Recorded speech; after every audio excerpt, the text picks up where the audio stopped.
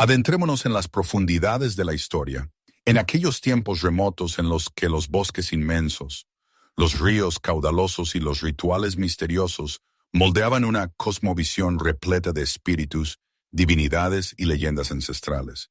En una época en la que la existencia humana estaba inextricablemente ligada a la naturaleza, representando una parte esencial de ella. En este viaje exploraremos el mundo de la mitología eslava y las creencias paganas para comprender el modo de vida, las convicciones, los temores y los valores de nuestros antepasados. Será una investigación fascinante del pasado que nos ayudará a entendernos mejor a nosotros mismos y a las raíces de nuestra cultura. Al imaginar a los antiguos eslavos, visualizamos un pueblo rodeado de bosques ilimitados y ríos torrenciales, donde la naturaleza no era simplemente un telón de fondo, sino una parte indispensable de su existencia. Elegían para sus asentamientos lugares donde los majestuosos robledales se encontraban con los sinuosos cursos fluviales, y el cielo nocturno, cuajado de estrellas, servía como símbolo de la presencia divina. Los eslavos, pertenecientes a uno de los grupos indoeuropeos más antiguos, comenzaron a poblar los territorios de Europa del Este ya en el primer milenio antes de nuestra era. No erigieron ciudades de piedra monumentales, pero sus poblados de madera, protegidos por empalizadas, se integraban armoniosamente en el paisaje forestal circundante, como si vivieran y respiraran junto a él. Su vida estaba estrechamente entrelazada con los ritmos de la naturaleza, donde cada fenómeno se investía de un significado sagrado. El estruendo del trueno se percibía como una manifestación de la ira de Perún, la tierra fértil personificaba el vientre materno, y el fuego que ardía en el hogar se consideraba una bendición de Svarog. Los eslavos vivían en comunidades tribales, donde los ancianos dirigían la vida del clan, y la fe en los espíritus y los dioses determinaba su orden cotidiano. La sabiduría de los ancestros se transmitía de boca en boca, consolidándose en las tradiciones que pasaban de generación en generación. Eran hábiles cazadores, expertos agricultores y diligentes ganaderos, conscientes de que cada don de la naturaleza exigía un trato cuidadoso y respeto. Su panteón de dioses estaba poblado por personajes vívidos y poderosos. Perún, señor de los rayos; Veles, protector del ganado y la magia; Dashbog, que otorgaba luz y calor; y Yarilo, que despertaba la pasión primaveral de la naturaleza. Desafortunadamente, muchos detalles de su cosmovisión se han perdido para siempre.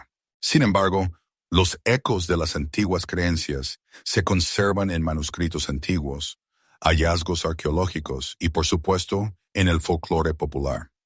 Las crónicas antiguas, creadas ya en la época cristiana, contienen menciones de los ritos paganos y los dioses a los que veneraban nuestros antepasados. En particular, la crónica de Néstor relata cómo el príncipe Vladimir ordenó erigir ídolos de Perún y otros dioses a orillas del río Dnieper.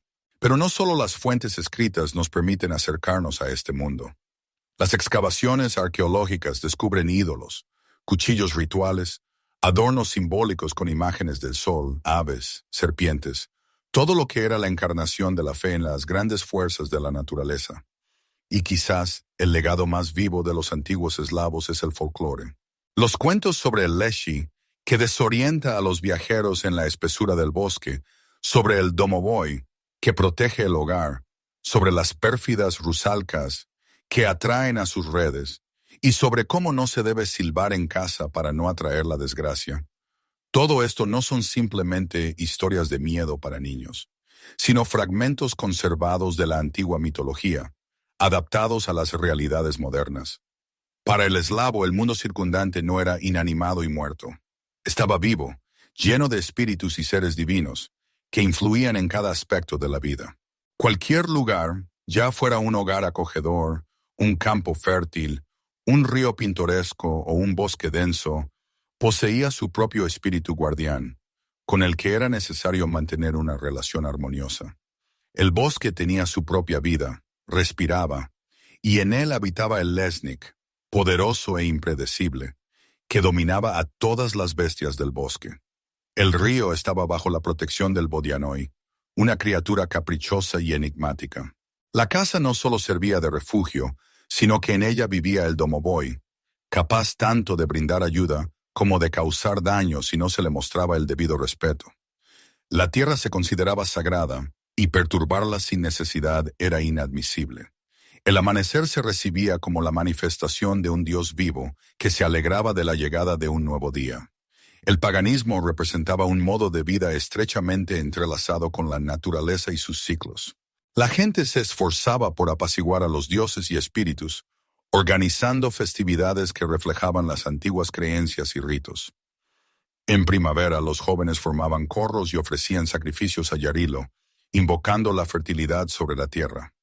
En otoño expresaban su gratitud a Mokosh por la abundante cosecha, y en invierno recibían con alegría a Kolyada, celebrando el nacimiento de un nuevo sol. La magia era una parte integral de la vida cotidiana de los eslavos. Las mujeres susurraban conjuros sobre el agua. Los hombres llevaban amuletos que protegían del mal. Los curanderos sanaban con hierbas, dirigiéndose a los espíritus y ancestros en busca de ayuda y consejo. Los eslavos creían que no estaban solos en este mundo, que les rodeaban fuerzas que no se podían ignorar, sino que debían ser respetadas y con las que debían interactuar hábilmente. Imaginemos un majestuoso roble, cuyas poderosas raíces penetran profundamente en la tierra. Su tronco se alza firmemente en el mundo de los hombres y su copa se eleva hacia los cielos, perdiéndose en las alturas. Para los antiguos eslavos, esta no era solo una bella comparación, sino el mismo modelo del universo, su esencia profunda. El universo se representaba como un árbol vivo, que conectaba tres niveles diferentes de existencia: Prav, Yav y Nav. Esta imagen no existía aislada de la vida cotidiana. Determinaba la organización, los ritos e incluso el destino de cada persona. Cada eslavo era consciente de ser parte de algo más grande. Entendía que el mundo en el que vivía no se limitaba solo a lo que se podía ver con los propios ojos. Arriba, en el reino de la luz brillante, se extendía el Prav, la morada de los dioses. Aquí reinaba Svarog, el gran herrero celestial, cuyo martillo forjaba los destinos del mundo. Desde allí resonaba la voz atronadora del poderoso Perún, que golpeaba con rayos a aquellos que osaban perturbar el orden establecido. Aquí ascendía al cielo Dashbog, derramando generosamente su luz y calor para calentar a la gente y sus campos. El Prav simbolizaba el orden y la ley inquebrantable del universo. A los dioses no se les podía ver con los ojos, pero su presencia se sentía en cada día. El hombre podía recurrir a los dioses en busca de ayuda, ofrecerles regalos, pero perturbar el orden que ellos habían establecido significaba atraer sobre sí desgracias inevitables. Allí donde las ramas del árbol mundial se extendían a lo ancho, se extendía el Yav, el mundo en el que vivían los hombres. Aquí, los ríos llevaban sus aguas rápidamente. Los campos se mecían bajo el viento. Se erguían casas de madera donde el fuego crepitaba en los hogares. Era un mundo de trabajo, alegría, lucha, nacimiento y muerte. Un lugar donde se cruzaban los caminos de los mortales y los espíritus. El Yav nunca era estático. El hombre vivía rodeado de fuerzas que no siempre podía comprender, pero invariablemente sentía su presencia. El domovoy podía esconder cosas o ayudar en las tareas domésticas si se le congraciaba. El lesnik podía conducir a un viajero a una espesura intransitable si éste no mostraba respeto por el bosque. El bodianoi salía del río en las noches oscuras para llevarse a un pescador descuidado. En las sombras se escondían las pérfidas kikimoras, y en los cruces de caminos se podía encontrar a un viajero misterioso que, con los primeros rayos del sol, desaparecía dejando tras de sí solo una ligera neblina. El mundo de los hombres vivía en sintonía con la naturaleza, reaccionando con sensibilidad a sus ritmos cambiantes. En primavera llegaba el tiempo de Yarilo, el joven y apasionado dios del desenfreno primaveral, que despertaba la tierra y los corazones. En otoño se sentaba majestuosamente Mokosh, protegiendo con esmero la cosecha recolectada y los dones de la tierra. En invierno, la vida se ralentizaba, sumergiéndose en el silencio, y la frontera con el mundo del más allá se volvía más transparente y vulnerable. En las profundidades, Donde las raíces del árbol mundial se hundían en la oscuridad, se extendía el Nab, un mundo enigmático, envuelto en tinieblas y misterios. Aquí habitaban las almas de los que habían partido del mundo de los vivos, los espíritus antiguos y las criaturas de las que se hablaba en voz baja junto a la hoguera, tratando de no llamar su atención. El Nab estaba gobernado por Veles, dios de la sabiduría, la magia y protector de todo lo que está oculto a la vista humana. Su imagen era cambiante y multifacética. Se presentaba ya como un anciano sabio con una larga barba, ya como una bestia poderosa, ya como una serpiente sinuosa. Era el guardián de los conocimientos antiguos, pero no los compartía fácil y desinteresadamente. Para poseer la sabiduría siempre había que pagar un precio. El Nab no era simplemente un lugar de olvido y partida definitiva. Los ancestros fallecidos no desaparecían para siempre, sino que seguían existiendo en otra dimensión. Podían prestar ayuda a los vivos, enviarles señales o aparecer en sueños, previniéndoles de errores. Pero en el Nab no solo habitaban almas bondadosas. Aquí nacían los Upiri, capaces de regresar al mundo de los vivos, entidades oscuras que se alimentaban de los miedos y debilidades humanas. Cuando llegaban los Sviatki, la frontera entre el Yab y el Nab se volvía especialmente delgada y permeable. Las almas de los difuntos regresaban a sus hogares, donde sus familiares vivos les esperaban con impaciencia. Para ellos dejaban comida en la mesa y pronunciaban palabras amables, recordando sus vidas. Pero al mismo tiempo, el mundo se llenaba de peligro, ya que los espíritus malignos también salían a cazar. Por eso en la noche de Koliadá se encendían hogueras, se llevaban antorchas encendidas alrededor de las casas, cantando canciones protectoras que protegían de la fuerza impura. Para el eslavo no existían fronteras claras entre estos mundos. Vivía en el Yab, obedeciendo las leyes del Prab, y sabía que tarde o temprano le esperaba el paso al Nab. Los dioses gobernaban desde los cielos, los espíritus vivían cerca, y los muertos observaban desde las sombras. Todo estaba estrechamente interconectado. Si un hombre no honraba a los dioses, su vida perdía la armonía y se torcía. Si no respetaba a los espíritus, en la casa comenzaban las desgracias y las discordias. Si se olvidaba de los ancestros, su linaje podía interrumpirse. La gente se esforzaba por vivir de acuerdo con los ritmos del universo, buscando el equilibrio. Los ritos, las fiestas y los conjuros servían de hilo conector entre los tres mundos, manteniendo su coexistencia armoniosa. Al principio de los tiempos no había ni sol, ni tierra, ni agua. Solo existía un vacío infinito, ilimitado, lleno de fuerza primigenia, intacta. Era un tiempo en el que ni siquiera la noche y el día existían aún, y el propio concepto de vida era solo un designio latente. Pero en esta gran cima despertó la voluntad, y de ella emergió Rod, la primera esencia divina, aquel que dio origen a todo lo existente. No tenía forma humana, no conocía ni la carne ni los límites. Rod era el aliento del universo, la fuerza misma que convirtió la nada en todo. Al principio, separó la luz de la oscuridad. Antes existían como un todo único, entrelazadas inextricablemente, pero Rod rompió su abrazo, permitiendo que el mundo encontrara arriba y abajo, día y noche, vida y muerte. Así surgió la primera frontera, la que separó el orden del caos. Después, creó la primera agua, el origen de todos los ríos, mares y océanos. El agua estaba viva, fluía libremente en el vacío, giraba, chapoteaba y resplandecía, pero le faltaba una base. Entonces, Rod despertó la primera tierra. Se elevó desde las profundidades, desplazando el agua hacia los lados y adquiriendo solidez y forma. Sin embargo, esto no era suficiente para una vida plena. El mundo permanecía frío e inmóvil, carente de aliento y calor. Entonces, Rod creó el cielo, extendiéndolo sobre la tierra como una inmensa tienda de campaña, para proteger a todos los seres vivos y defenderlos del vacío cósmico. Así aparecieron las primeras fronteras del universo, definiendo su estructura y forma. Cuando todo estuvo listo, Rod engendró a los dioses, para que cada uno de ellos llenara el mundo creado con su significado y energía únicos. Luego aparecieron el fuego y el agua, elementos opuestos, pero inseparables, necesarios para sustentar la vida. De la misma manera que antes Rod había separado la luz y la oscuridad, ahora equilibró estas fuerzas, definiendo para cada una su lugar en el universo. Pero este mundo aún carecía de orden, seguía siendo caótico y sin forma. Le faltaban la fuerza y las leyes que guiaran su desarrollo. Y entonces, la voluntad ancestral dio paso a Svarog. Fue el primero en tomar un martillo y golpear el metal al rojo vivo, obligándolo a adoptar una nueva forma.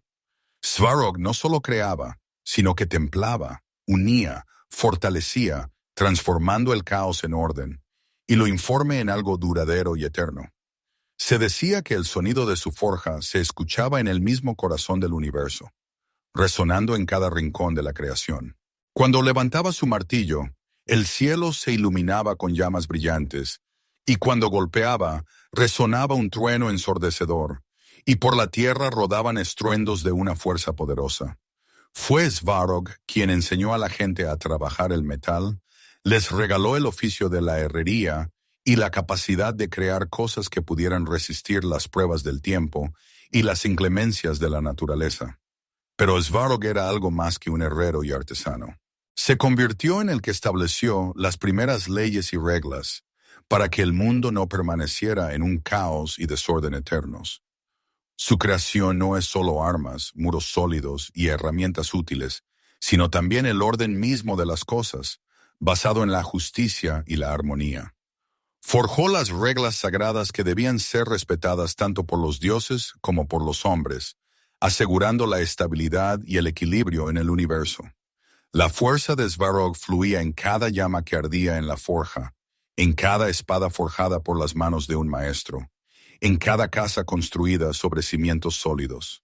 Todo aquel que trabajaba, que transformaba la materia prima en algo significativo y útil, que creaba con las manos y la mente, se encontraba bajo la protección de Svarog, recibiendo de él inspiración y apoyo. Pero su poder no se manifestaba solo en la forja. El fuego celestial, puro, brillante, portador de vida y energía, también era una de sus encarnaciones. El sol, que calienta la tierra, la luz de las antorchas, que protege de la oscuridad, las chispas que danzan en el hogar, todo esto eran huellas de la presencia de Svarog, que recordaban su poder y su gracia. Los eslavos creían que Svarog había hecho un pacto con los cielos, obligando al sol a moverse por el camino establecido, asegurando el cambio de las estaciones y regulando los ciclos de la vida. Él mismo forjó la rueda celestial que giró, alternando el día y la noche, gobernando el tiempo y el destino. Y por eso lo veneraban no solo los herreros, sino también los guerreros, los agricultores y los gobernantes. Era el protector de aquellos que trabajan, construyen y crean, que no viven en la ruina y el caos, sino en armonía con el mundo, ordenándolo con su voluntad y su razón. Cuando en el cielo se juntaban nubes negras, cuando el aire se llenaba de tensión y un presentimiento siniestro, y las primeras gotas de lluvia caían sobre la tierra, la gente se quedaba paralizada en una temblorosa expectación. Y entonces sucedía. El cielo se rasgaba con un destello cegador de relámpago, y tras él retumbaba un trueno ensordecedor, como si la propia tierra temblara ante su poder. Era Perún, el temible dios de los relámpagos y los truenos, que corría por los cielos en su carro, derribando a los enemigos y recordando al mundo que la justicia y la fuerza son más fuertes que la oscuridad. Perún era el protector de los guerreros y los gobernantes, el defensor de la verdad y el orden. Su fuerza rugía en la batalla, precipitándose con la furia de un huracán, y su juicio era rápido y justo. Castigaba a los traidores y a los perjuros, bendecía a los que vivían con honor y conciencia, e inspiraba a los guerreros dispuestos a defender su tierra y su pueblo. No le temían, confiaban en él, viéndolo como un apoyo inquebrantable y un defensor justo. Ningún enemigo podía resistir el poder de Perún, su furia y su justicia. Su arma era una enorme hacha de guerra, hábilmente forjada por el propio Svarog.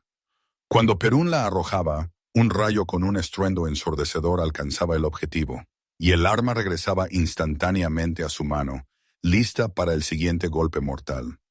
Antes de comenzar la batalla, Los guerreros se dirigían a él con una oración pidiendo fuerza y protección. Rogaban que sus manos no temblaran en la batalla, que el enemigo cayera primero, que sus armas golpearan con precisión en el blanco, y si estaban destinados a caer, que fuera dignamente bajo su protección y amparo. Los árboles sagrados de Perún eran los poderosos robles, majestuosos e inquebrantables. Bajo sus extensas copas se celebraban importantes ritos. Se ofrecían sacrificios, se hacían juramentos, que sellaban alianzas y promesas. Los guerreros, al partir a una campaña militar, juraban a Perún lealtad y valentía. Si una persona daba su palabra bajo su protección, ya no podía retractarse de ella, de lo contrario la ira de Perún lo alcanzaría, y un rayo quemaría todo lo que había construido. Cuando la enemistad se prolongaba, cuando el mundo se tambaleaba al borde de la guerra, bajo el roble sagrado de Perún se reunían los más fuertes y sabios para decidir quién tenía razón y quién se equivocaba. La decisión tomada ante Perún no podía ser impugnada, se consideraba definitiva y justa. Si se había dado ante la faz del Dios, así debía ser, y nadie podía cambiarla. Perún exigía no palabras vacías, sino acciones concretas, que confirmaran la lealtad y la devoción.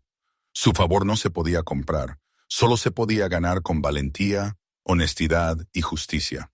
Se le ofrecían sacrificios en los momentos en que se requería un poder y una protección especiales, antes de una batalla importante, durante una fuerte tormenta, en señal de arrepentimiento por un juramento roto.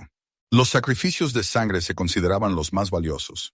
En tiempos antiguos, cuando el paganismo aún reinaba en Rusia, a Perún se le podían ofrecer en sacrificio toros, animales fuertes y poderosos, que simbolizaban el poder de los guerreros. Su sangre se derramaba en los robles sagrados, penetrando en la tierra, para que el pueblo pidiera a Perún protección, victoria y prosperidad. Hubo momentos en que los príncipes, especialmente antes de las grandes batallas, también ofrecían sacrificios humanos. Podían ser prisioneros de guerra o criminales, aquellos que ya se habían condenado a muerte con sus actos. Se los entregaban a Perún para apaciguar su ira y pedir ayuda en la próxima batalla. Pero no siempre se requería sangre. Perún también amaba el metal, del que se fabricaban las armas. Espadas, lanzas, armaduras, todo lo que se forjaba para la defensa y la guerra podía dedicársele a él. Las armas arrojadas al fuego se convertían en un regalo para el Dios, un símbolo de la disposición a luchar en nombre de la verdad y la justicia. Un regalo especial para Perún era también el fuego. Las hogueras encendidas en su honor ardían largas y altas, y en sus llamas se quemaban diversos presentes: pan, miel, carne. Era una especie de transferencia de fuerza y energía, una señal de que la gente estaba dispuesta a dar una parte de lo suyo si Perún les ayudaba en un momento decisivo. Y si alguien rompía un juramento hecho ante Perún, entonces, como castigo, él mismo podía convertirse en víctima. Un rayo que caía sobre una casa se consideraba una señal de que el Dios se llevaba lo que era suyo, y esto era más terrible que cualquier batalla. Perún no solo derrotaba a los enemigos, sino que también daba poder a aquellos que eran dignos de él. Los príncipes sabían que sin su bendición eran solo gente común, pero con ella eran guerreros, que guiaban a su pueblo, capaces de grandes hazañas. Cuando el príncipe Vladimir gobernaba Kiev, el ídolo de Perún se erguía sobre la ciudad, elevándose sobre todos y recordando a cada uno que solo se puede gobernar con fuerza, honor y sin miedo. La gente le ofrecía sacrificios para ganarse su protección, y mientras Perún estuviera contento con su pueblo, la paz y la prosperidad se mantendrían en la tierra. Sin embargo, el poder desprovisto de justicia no tiene un valor verdadero. Perún no solo castigaba a los débiles e indefensos, sino que también podía dar la espalda incluso a un príncipe, si éste traicionaba a su pueblo y abusaba de su poder. Y entonces llegaban tiempos difíciles. El trueno resonaba sobre las fortalezas, los rayos alcanzaban las torres, los guerreros perdían su fuerza, y los enemigos levantaban la cabeza y comenzaban su ofensiva. Cuando una tormenta estallaba sobre la tierra, cuando el trueno partía los cielos y los rayos atravesaban la oscuridad, Era Perún quien impartía su justo juicio. Pero cuando la tormenta amainaba y la tierra se llenaba de vida y gracia, cuando el ganado salía a los pastos, los ríos volvían a fluir tranquilamente y los mercaderes regresaban con un comercio exitoso, esto ya era una manifestación del poder de Veles. Si Perún era la tormenta, entonces Veles era la nube, que rociaba abundantemente la tierra con lluvia, que daba vida y fertilidad. Si Perún era la espada afilada, entonces Veles era la palabra sabia, capaz de persuadir al enemigo antes de que se derramara sangre. Si Perún gobernaba los cielos, entonces Veles reinaba sobre los secretos subterráneos, ocultos a los ojos de los simples mortales. Caminaba libremente entre los mundos, poseyendo conocimientos que nadie más podía comprender. Veles no era solo el protector del ganado y la fertilidad, su verdadera fuerza residía en la comprensión de los misterios del universo, en la sabiduría oculta a los no iniciados. Conocía los secretos de las hierbas curativas, los conjuros, así como los caminos ocultos que conducían del mundo de los vivos al mundo de los muertos. Fue Veles quien dio a la gente la capacidad de ver más allá de lo obvio, de comprender lo oculto, de sentir lo que es inaccesible a la vista común. Lo veneraban los magos, los curanderos, los narradores, aquellos que conocían el poder de la palabra y los significados profundos que se escondían tras ella. Él abría a la gente nuevos caminos, pero no les prometía senderos fáciles. Aquellos que aspiraban a conocer su sabiduría debían buscar las respuestas no en la fuerza bruta, sino en la razón y la intuición. Donde pastaban los rebaños, siempre estaba presente Veles. Para los eslavos, el ganado no era solo una fuente de alimento y ropa, era un símbolo de riqueza, prosperidad y la capacidad de alimentar a una familia, de asegurarle una vida digna. Era Veles quien protegía los rebaños de las enfermedades, los depredadores y los espíritus malignos, preservando el bienestar de la comunidad. Para obtener su protección y favor, se le ofrecían sacrificios, leche, miel, lana. Los mercaderes y comerciantes también honraban su nombre, buscando asegurarse su apoyo. Era el dios de los negocios exitosos, del comercio e incluso del engaño, siempre y cuando éste fuera para bien y no perjudicara a otros. Veles podía llevar a una persona a la riqueza y la prosperidad, pero también podía despojarla de todo si era codiciosa, deshonesta e indigna. Pero lo principal que definía la esencia de Veles era su eterna disputa con Perún. Eran diferentes caras de la misma fuerza, representando dos opuestos necesarios para mantener el equilibrio en el mundo. Perún gobernaba los cielos, mientras que Veles lo hacía sobre la tierra y el inframundo. Perún mantenía el orden, mientras que Veles generaba el caos, del cual nacían nueva sabiduría y conocimiento. Perún castigaba con la espada, mientras que Veles enseñaba a través de pruebas y dificultades. Los eslavos contaban que durante las tormentas, Perún perseguía a Veles, golpeándolo con rayos, porque supuestamente éste le había robado sus riquezas. Pero Veles no temía a Perún. Se escondía hábilmente en las raíces de los árboles, en las profundidades de los ríos, entre los animales salvajes, y siempre regresaba, demostrando su invulnerabilidad y astucia. Era una lucha eterna de opuestos, pero no una batalla de enemigos. Era una danza compleja de dos fuerzas sin las cuales el mundo no podría existir en armonía. Aquel que buscaba el camino del poder y la autoridad seguía a Perún, aspirando al orden y la justicia. Y aquel que buscaba el camino del saber y la sabiduría seguía a Veles, sumergiéndose en los misterios del universo y aspirando a la comprensión de los significados ocultos. Pero si una persona quería comprender la plenitud de la vida, necesitaba aprender a escuchar a ambos dioses, prestando atención tanto a la voz del poder como a la de la sabiduría. Cuando los primeros rayos del sol tocaban la tierra, derritiendo la niebla matutina y llenando el mundo de luz y calor, la gente sabía que se despertaba Dashbog, el que da la vida y la gracia.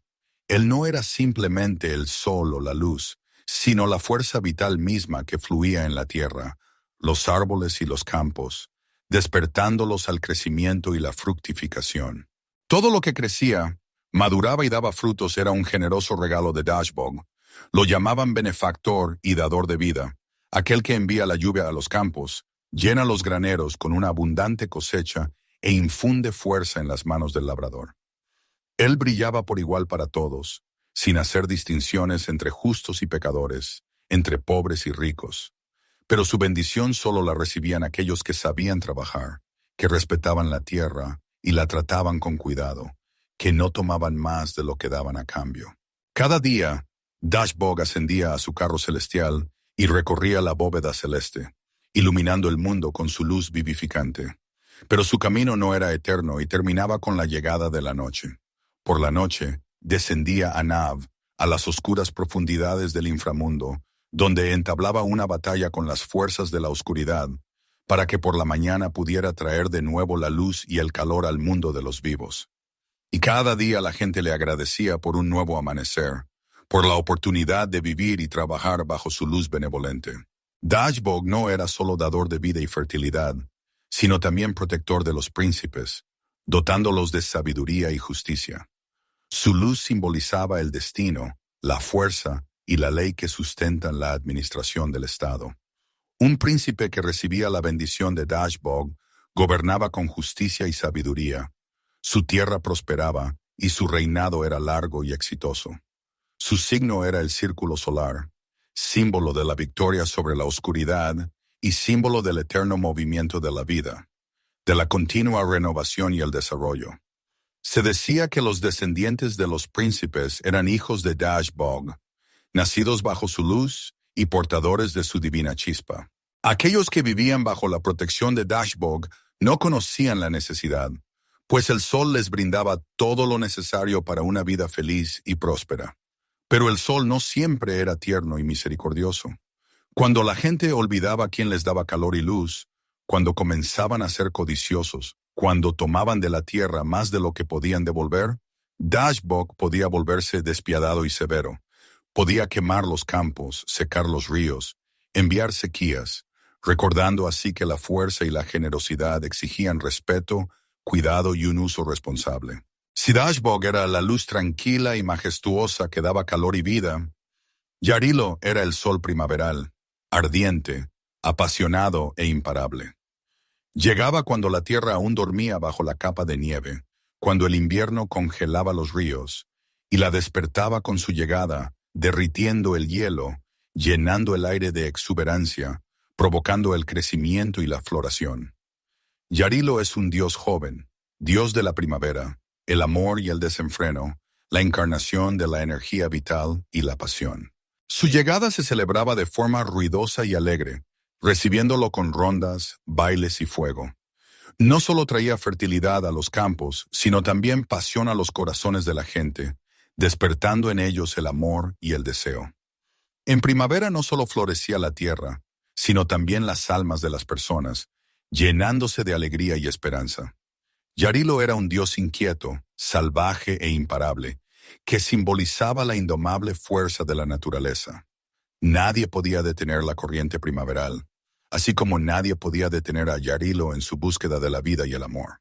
Su energía fluía en la savia de los árboles, en la sangre de las personas, en el cálido aliento de la tierra que despertaba después de un largo letargo invernal. A Yarilo se le veneraba especialmente en primavera, cuando comenzaban a sembrar los campos, esperando una abundante cosecha. Se le organizaban fiestas con canciones, saltos sobre hogueras y carreras sobre el rocío de la mañana, buscando obtener su bendición y protección. Sus símbolos eran una corona de flores silvestres, un caballo blanco y una antorcha encendida, que representaban la belleza, la pureza y la inagotable energía de la vida. Uno de los festivales más brillantes y venerados era el Día de Yarilo, que se celebraba a finales de la primavera, en el período en que el sol alcanzaba su máximo poder. En este día se organizaba una colorida procesión en honor a Yarilo, se hacían alegres rondas, las muchachas tejían coronas de flores silvestres y los jóvenes cabalgaban a caballo, representando la loca energía de la primavera y la fertilidad. El festival iba acompañado de bulliciosas celebraciones, fuertes carcajadas y cantos alegres. La gente despedía a la primavera, agradeciéndole por el calor y la vida, para recibir con esperanza el caluroso verano, lleno de sol y calor. Con Yarilo estaban asociados muchos presagios y creencias. Si en su día hacía un tiempo claro y soleado, el año prometía ser fructífero y rico. Si de repente llovía, se consideraba una bendición especial que prometía fertilidad a la tierra y una abundante cosecha. Las muchachas que corrían descalzas por el rocío al amanecer en el día de Yarilo creían que esto les traería belleza, salud y felicidad en el amor. Pero, a pesar de todo lo brillante y alegre, con Yarilo también estaba asociado un lado oscuro que reflejaba la dualidad de la naturaleza. Llegaba al mundo joven y lleno de fuerzas, pero no se quedaba por mucho tiempo.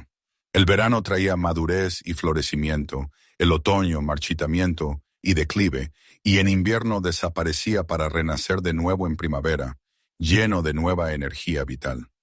Cuando sobre los campos se reunían oscuras nubes, preparándose para dejar caer la tan esperada lluvia, cuando en las manos de una experimentada tejedora el hilo se acomodaba obedientemente y en la casa sonaban tranquilas canciones de cuna, allí estaba presente, de forma invisible, Mokosh. Caminaba por la tierra en silencio y sin que se notara, pero todo ser vivo sentía su benéfica presencia.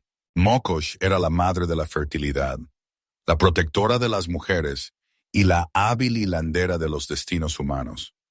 Sus manos expertas entrelazaban los hilos de la vida, creando un patrón único, y su voluntad justa determinaba a quién le tocaría qué en esta vida.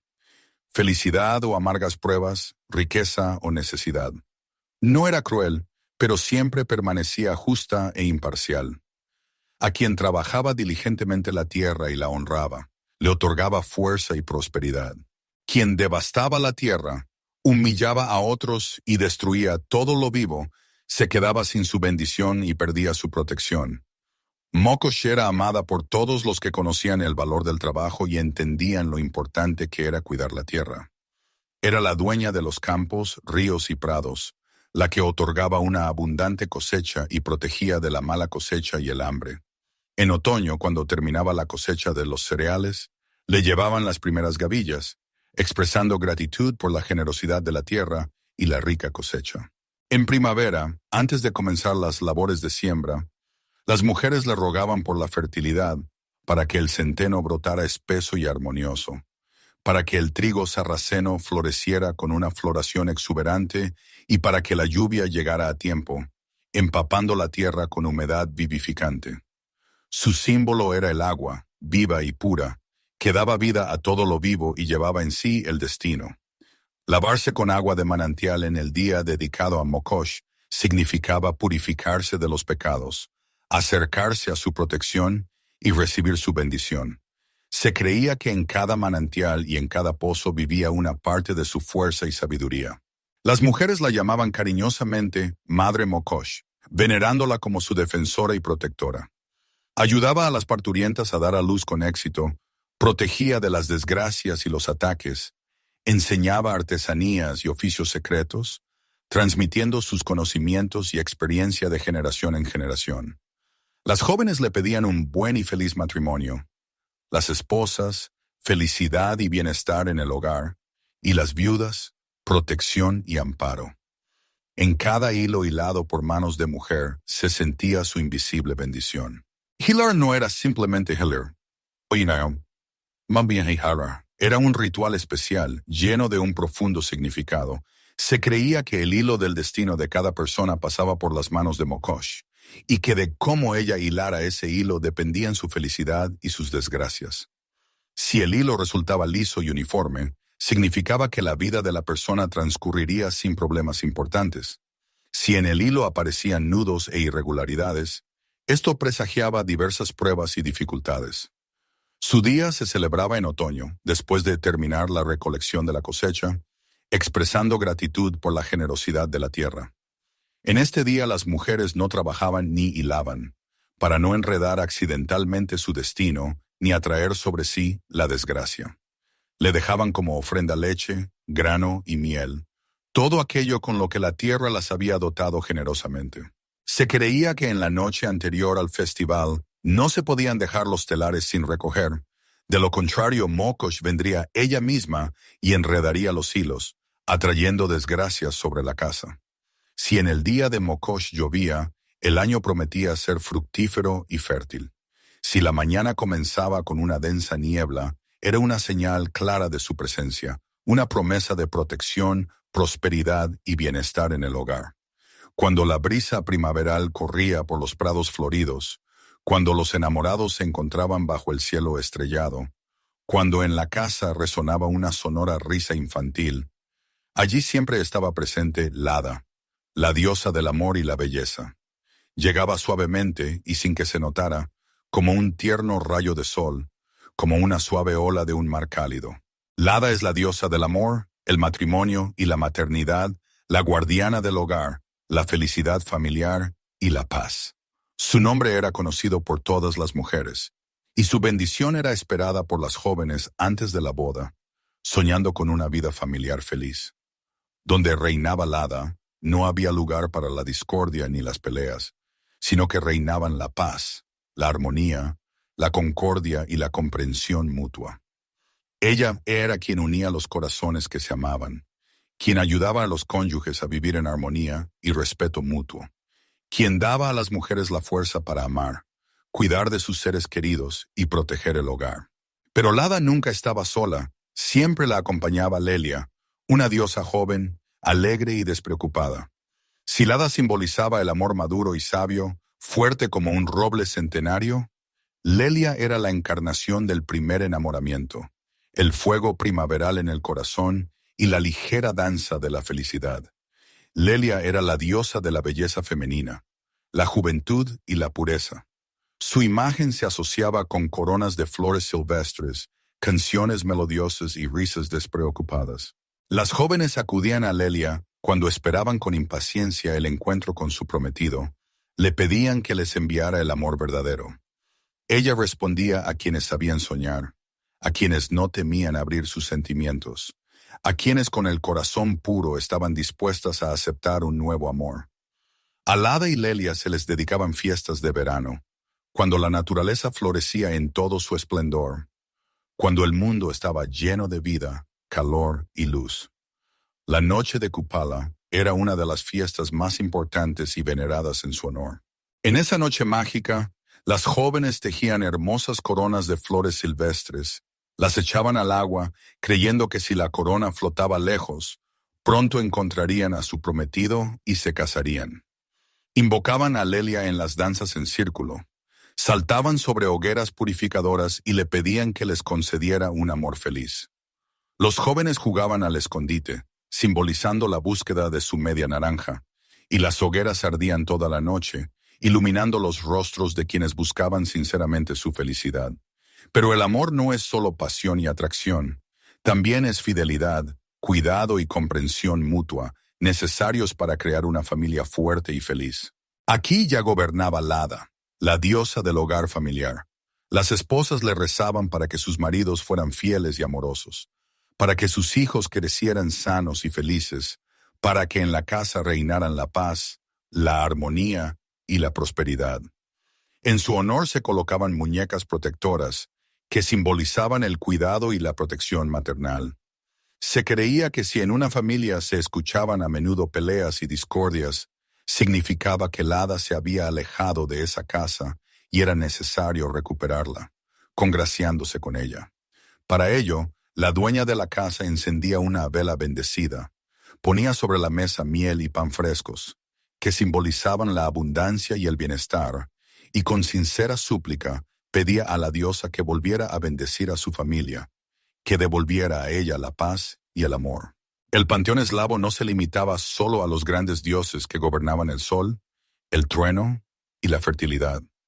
Existían también otras fuerzas divinas menos conocidas, pero no menos importantes para mantener la armonía y el equilibrio en el mundo. Ellas gobernaban los vientos, el fuego y la luz nocturna, conectaban diferentes mundos, protegían las fronteras y guardaban conocimientos misteriosos. Cada uno de ellos, Stribog, Simargl y Jors, ocupaba su lugar especial en este mundo, tenía sus propias leyes y cumplía su función única.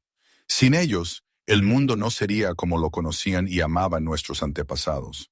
Cuando una ráfaga de viento cortante atravesaba los campos, cuando los marineros atrapaban la brisa favorable que hinchaba las velas, cuando un huracán rugía arrasando todo a su paso, era el aliento de Stribog. Él era el padre de todos los vientos, el dueño del espacio aéreo y el amo de la fuerza elemental que nadie podía ver con sus propios ojos, pero cada uno sentía su poder en sí mismo. Se decía que vivía en el confín de la Tierra, donde el mundo se conectaba con las extensiones ilimitadas del cosmos, de donde nacían todas las corrientes de aire. Podía ser tierno y ligero, trayendo frescura en un día caluroso, pero en un instante podía convertirse en una furiosa tormenta que pisoteaba las cosechas, volcaba los barcos y derribaba los bosques. Los guerreros invocaban a Stribog antes de comenzar las campañas. Le pedían que el viento favorable llevara sus barcos a las costas de los enemigos, ayudándoles a obtener la victoria. Los agricultores le rogaban que no dispersara las cosechas, no arruinara la vendimia y no los dejara sin sustento. Stribog no era un dios misericordioso ni predecible. Venía cuando quería y se iba cuando él mismo lo decidía, sin prestar atención a las súplicas de los mortales. No lo halagaban con sacrificios, simplemente lo escuchaban atentamente, tratando de comprender su voluntad y conscientes de que en su poder residía el caos y el orden, la ruina y la esperanza. El fuego podía ser a la vez amigo y enemigo. Calentaba en las frías noches de invierno, ardía alegremente en los hogares, brindando calor y confort, pero en un instante podía convertirse en una llama indomable, capaz de incinerar aldeas enteras, dejando tras de sí solo cenizas y ruinas. Simargl era la deidad que gobernaba esta peligrosa fuerza, controlando el fuego y dirigiendo su energía por el camino correcto. Lo representaban como un perro alado de fuego, un ser poderoso capaz de llevar luz y calor, pero que en su ira se transformaba en una llama abrasadora, destruyendo todo a su paso. Vigilaba atentamente las fronteras entre los diferentes mundos. Se situaba en el umbral de Yav y Nav, siendo una especie de guardián que no permitía que las fuerzas oscuras penetraran donde no pertenecían. Se creía que Simargl era el protector del hogar, el celoso guardián del fuego sagrado, que no podía extinguirse sin el debido respeto y veneración. Su llama era pura y sagrada, simbolizando la purificación y la protección. Ardía en los altares durante importantes rituales, limpiaba las almas de la inmundicia y ahuyentaba a los espíritus malignos, protegiendo a las personas de sus intrigas. Pero si alguien enojaba a Simargl, el fuego podía convertirse en una terrible maldición que traía destrucción y muerte. Las casas se quemaban, bosques enteros se convertían en cenizas, las cosechas se destruían, dejando a esa gente sin medios de subsistencia. Por eso la gente siempre veneraba a Simargl, arrojando al fuego granos de sacrificio, miel y trozos de pan, todo lo que recordaba la vida que él podía tanto proteger como destruir en un instante. Si Dashbo gobernaba la luz del día, Yors era su sombra nocturna, la deidad de la luz de la luna y la noche. No brillaba tan intensamente como Dashbog, no calentaba la tierra con su calor, pero iluminaba el camino a aquellos que no temían la oscuridad y preferían vagar por la noche. Se decía que conducía lentamente su carro de plata por los cielos, adornando la oscuridad con estrellas parpadeantes e iluminando el mundo con una misteriosa luz de luna, evitando que la oscuridad absorbiera por completo el mundo. Su luz era suave y misteriosa, penetrando en los corazones de poetas, viajeros y magos, que buscaban respuestas no en cosas evidentes, sino en significados ocultos y misterios del universo. Yors era el dios del conocimiento, los misterios y las transiciones entre diferentes mundos. Cuando la noche envolvía la tierra con su oscuro manto y las sombras se alargaban en siluetas largas y caprichosas, llegaba la hora de Yors. No traía signos abiertos y no daba fuerza a los guerreros, pero su silencioso susurro podía ser escuchado por aquellos que buscaban sabiduría en las estrellas, tratando de desentrañar sus secretos. Viento, fuego y luz de luna. Sin ellos no existiría el mundo tal como lo conocían los eslavos. No gobernaban directamente los destinos de las personas, pero les proporcionaban varias pruebas. Probaban su resistencia y ayudaban a aquellos que sabían sentir su fuerza y usarla correctamente. Stribog brindaba un viento favorable a los viajeros, ayudándoles a alcanzar su meta. Simargle protegía el hogar y la vida de las personas de las desgracias, y George guiaba por el camino nocturno a aquellos que no temían mirar a lo desconocido y conocer los secretos del universo. Eran aquellas deidades a las que rara vez se invocaba por su nombre, pero cuyo poder se sentía cada día, experimentando su influencia en uno mismo. En cada rincón de la naturaleza, en cada casa y en cada río o campo, vivían diversos espíritus, seres imperceptibles para el ojo común, pero siempre presentes cerca. Se podía no verlos, pero su influencia se sentía en todas partes, ejerciendo un impacto en la vida de las personas. Podían ayudar si se les trataba con respeto y veneración, pero también podían enfadarse si se les olvidaba o se intentaba engañar. Eran los guardianes de este mundo, que mantenían su orden y armonía. Algunos de ellos eran amigables y pacíficos, otros, caprichosos e impredecibles, pero cada uno tenía su poder especial sobre una determinada parte de la vida humana, influyendo en ella. Cada casa tenía su duende doméstico, un espíritu guardián bondadoso que velaba por el orden, protegía la vivienda de las desgracias y cuidaba de los miembros del hogar, protegiéndolos del mal. No era simplemente un huésped invisible, sino una parte legítima de la familia, su protector y defensor secreto. Se creía que el duende doméstico solía vivir detrás de la estufa, debajo del suelo o en el vestíbulo, observando atentamente cómo se comportaban los dueños de la casa y, dependiendo de su comportamiento, ayudándolos o, por el contrario, perjudicándolos. Si en la casa reinaba la armonía, si las personas se respetaban mutuamente, trabajaban honestamente y vivían en armonía, el duende doméstico los ayudaba en todo, los protegía de las desgracias y calamidades, les sugería a la dueña dónde encontrar un objeto perdido y advertía sobre una desgracia inminente. Pero si en la casa comenzaban las peleas, se manifestaban la deshonestidad, la codicia y reinaba el desorden, el duende doméstico podía enfadarse mucho con los dueños negligentes. Entonces comenzaba a hacer ruido por las noches, a esconder objetos, a asustar a los habitantes con diversos sonidos y susurros. En el peor de los casos, incluso podía abandonar esta casa, y entonces se volvía vacía, infeliz e indefensa ante las fuerzas malignas. Si por la noche en la casa se escuchan pasos ligeros, un crujido apenas perceptible del suelo o susurros silenciosos, significa que el duende doméstico está comprobando si todo está en orden y si nada amenaza a sus protegidos. Si te toca suavemente en el sueño, espera buenas noticias, y si te tira del pelo, te espera una conversación desagradable que puede traer disgusto. Si el gato doméstico mira al vacío y se comporta de forma inquieta, significa que el duende doméstico está descontento con algo, y hay que intentar comprender la causa de su descontento. Antes de un viaje importante y lejano, siempre se le pedía al duende doméstico que bendijera el camino, para que fuera seguro y exitoso. Para ello, se le dejaba un poco de comida en un lugar apartado, expresando su respeto y esperando su ayuda. Tampoco se puede dejar de mencionar un presagio conocido hasta el día de hoy. No silbes en la casa, no habrá dinero. Este presagio está estrechamente relacionado con la creencia en el duende doméstico y su influencia en el bienestar de la familia. Se creía que silbar perturbaba al duende doméstico, perturbaba su paz y lo irritaba, y también podía atraer a la casa fuerzas impuras que se llevarían la suerte, la prosperidad y el bienestar.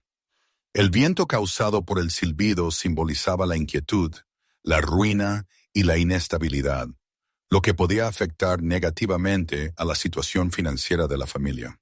El bosque para los eslavos era un mundo vivo y palpitante, lleno de secretos y misterios, donde cada árbol, cada bestia y cada sendero tenía su propio espíritu, protegiéndolo.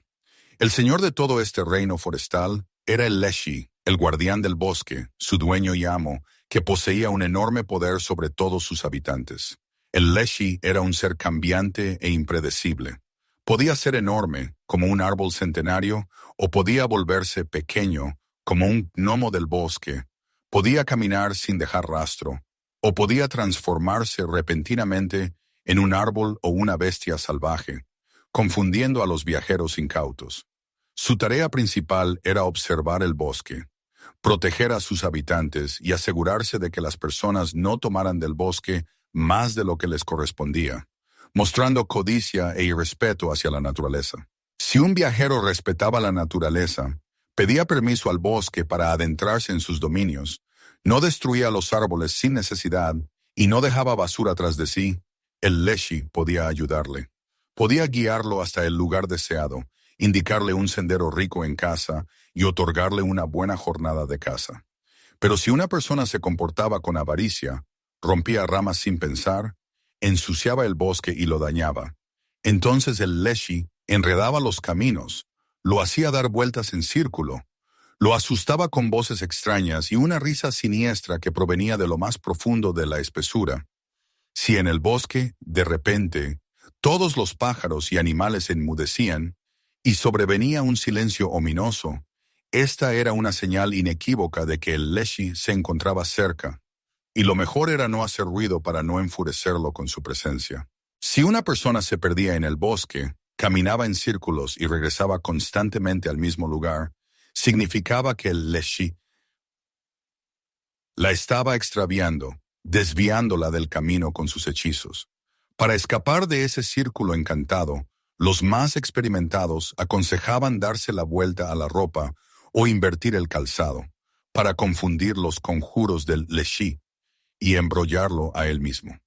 Si por la noche, en la espesura del bosque, se escuchaba una risa extraña, un susurro silencioso o un pesado estruendo, pero no se veía a nadie, eran las travesuras del Leshy, que se divertía asustando a los viajeros perdidos.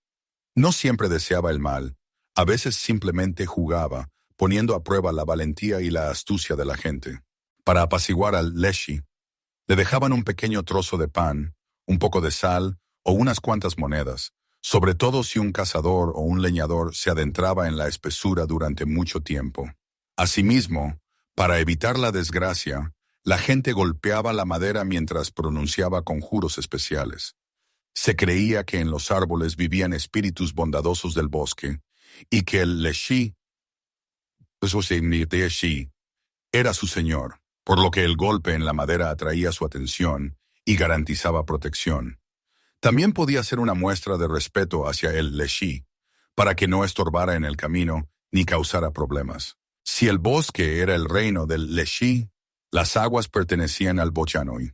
Habitaba en las oscuras profundidades de ríos, lagos y pantanos, conocía todos los secretos del mundo submarino, controlaba las corrientes y decidía a quién el agua acogería en sus brazos y a quién rechazaría, impidiéndole acercarse.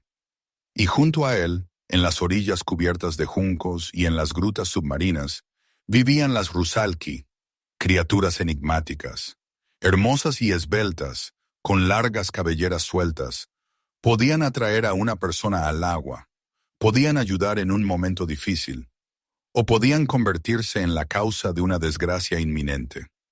Ajenas a la tierra, pero nativas del elemento acuático, seguían siendo un enigma eterno, a la vez tentador y peligroso para los seres humanos. Los eslavos creían que cada río, cada lago y cada pantano tenía su propio dueño, el Bodianoi, que gobernaba sus aguas y a todos sus habitantes. No era bueno ni malo por naturaleza, simplemente era el amo, y si se lograba entenderse con él y establecer una relación amistosa, se podía obtener su patrocinio y protección. Normalmente, se lo representaba como un anciano de larga barba enredada con algas, piel verdosa y con branquias u ojos de pez que delataban su verdadera esencia. Podía presentarse ante las personas con la apariencia de un viejo pescador, sentado tranquilamente entre los juncos con una caña en las manos. Pero esto no era más que un disfraz engañoso. Su verdadera fuerza y poder se ocultaban en las oscuras profundidades de las aguas. Los pescadores sabían muy bien que si querían obtener una buena pesca y regresar a casa con una rica recompensa, debían ofrecerle al Bodianoi una moneda, un trozo de pan o un poco de tabaco, expresando así su respeto y esperando su favor.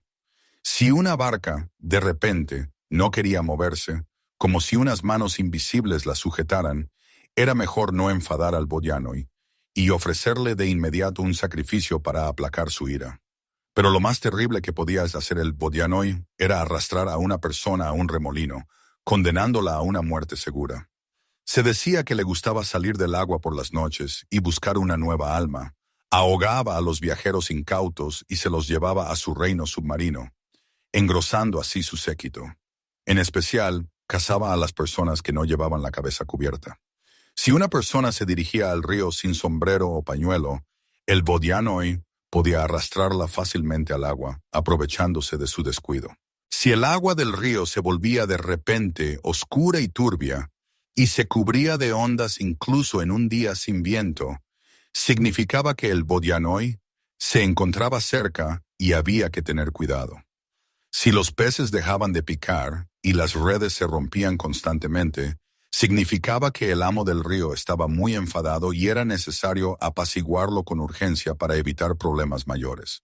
Se consideraba muy peligroso bañarse en la luna llena, ya que el Bodianoi podía arrastrar al bañista a las profundidades y ahogarlo. Si en el agua tranquila se oían por la noche extraños chapoteos, diferentes a los de los peces comunes, no eran otra cosa que las travesuras de los espíritus acuáticos que se divertían de esa manera. A diferencia del Bodianoi, las Rusalki no eran antiguas señoras del agua que poseían un poder inmenso. Eran jóvenes doncellas que no habían encontrado la paz tras la muerte, bien novias que no habían llegado al altar, bien jóvenes que se habían ahogado por una desafortunada concatenación de circunstancias o por la mala voluntad del destino. Habitaban en ríos, lagos y estanques, y sobre todo amaban las tranquilas pozas, las densas espesuras de juncos y los oscuros remolinos, donde nadie podía molestarlas. Sus voces fascinantes resonaban en la noche, cantaban canciones tristes, reían alegremente y llamaban a los viajeros perdidos. Pero si alguien se dejaba llevar por su llamada y acudía a ella, desaparecía sin dejar rastro, permaneciendo para siempre en el reino submarino. Las Rusalki sabían conjurar y hechizar a las personas, atrayéndolas al agua, donde perdían su voluntad y se convertían en sus prisioneras. Les gustaba jugar con los jóvenes, pero muy rara vez los dejaban regresar a la orilla, prefiriendo conservarlos como diversión. Al mismo tiempo, las Rusalki también podían ser buenas y misericordiosas. Si una joven había muerto sin culpa, pero se había convertido en Rusalka, podía proteger a su familia de las desgracias, vigilar invisiblemente a aquellos a quienes había amado en vida, ayudándolos en los momentos difíciles. Se decía que a veces salían por las noches a la orilla, se sentaban en las piedras y se peinaban sus largos cabellos con peines de plata. Suspiraban y lloraban en silencio, recordando su vida pasada y lo que habían perdido. Los ríos y lagos para los eslavos respiraban, vivían su propia vida y tenían su carácter único. Y si una persona sabía llevarse bien con los espíritus del agua, les mostraba respeto y veneración, podía encontrar protección, buena suerte y tranquilidad en el agua. Pero si olvidaba que era solo un invitado en su mundo y comenzaba a comportarse de manera inapropiada, podían arrastrarlo a las profundidades, condenándolo a un sufrimiento eterno. E incluso en nuestros días, al estar de pie en la orilla del río en una mañana brumosa, se puede percibir un susurro silencioso de las olas que llega desde la distancia. Tal vez sea solo una ligera brisa que balancea las hierbas de la orilla, o tal vez el Bodianoi esté llamando, atrayendo hacia sus dominios submarinos, o las Rusalki se estén riendo, recordando a aquellos que alguna vez se acercaron al agua, pero nunca regresaron. Si en una casa se oían ruidos extraños por las noches, si las cosas desaparecían y aparecían de repente en los lugares más insólitos, si una gallina ponía de repente un huevo negro, entonces la gente decía que en la casa se había instalado una kikimora, una invitada indeseada y una sombra oscura entre los espíritus domésticos. La Kikimora, podía ser el espíritu de un alma en pena, un errante desamparado entre mundos. Podía aparecer como un castigo por los pecados cometidos, y a veces simplemente llegaba a una casa donde reinaba el caos, la pobreza y las constantes peleas. Se escondía en los rincones oscuros, corría por el suelo por las noches, emitiendo pequeños susurros, y susurraba algo ininteligible al oído de las personas que dormían, infundiéndoles inquietud y preocupación. Si en la casa se oían voces apagadas, crujidos de pasos, como si alguien invisible caminara por las habitaciones, esta era una señal segura de la presencia de la Kikimora. No destruía la casa en el sentido estricto de la palabra, pero infundía inquietud, absorbía las fuerzas vitales y privaba de la paz a todos los miembros de la familia. En especial, la Kikimora no amaba a las amas de casa perezosas. Podía estropear el hilo, enredar los hilos y arruinar su laboriosa tarea. Pero si se la trataba correctamente, se la podía expulsar de la casa. Para ello, era necesario limpiar a fondo la casa, colgar en las esquinas manojos de hierba de San Juan, leer conjuros especiales y golpear 3 veces el umbral, diciendo: «¿A dónde va la noche? Allí vas tú». Si la Kikimora no se iba después de esto, significaba que algo la retenía en esa casa, y los dueños debían reflexionar sobre qué secretos se ocultaban a sí mismos, que no permitía al espíritu abandonar su vivienda. El baña para los eslavos era un lugar especial, lleno de fuerza mística. Era a la vez sagrado y peligroso. En él se purificaban tanto el cuerpo como el alma, liberándose de enfermedades y energía negativa. Pero precisamente en él la persona se volvía más vulnerable ante las fuerzas del más allá. Se despojaba de su ropa y se quedaba a solas consigo misma. Y sobre todo este misterioso espacio gobernaba el Banik, el espíritu amo del baña. No era un espíritu afectuoso y bondadoso. El Banik podía al asustar, quemar y expulsar del baña a aquel que se comportaba de manera irrespetuosa y no cumplía ciertas reglas. Si uno se quedaba demasiado tiempo en el baña o hacía ruido, podía arrojar piedras calientes del horno, verter agua hirviendo o hacer que las paredes crujieran con una risa malvada, advirtiendo de su descontento. Se decía que si el Banik tocaba a una persona con una mano fría y viscosa, era una señal segura de desgracia, que presagiaba serios problemas. Si el vapor en el baña se volvía de repente espeso como la leche, significaba que el Banik estaba descontento con algo, y era necesario tratar de apaciguarlo para evitar su ira.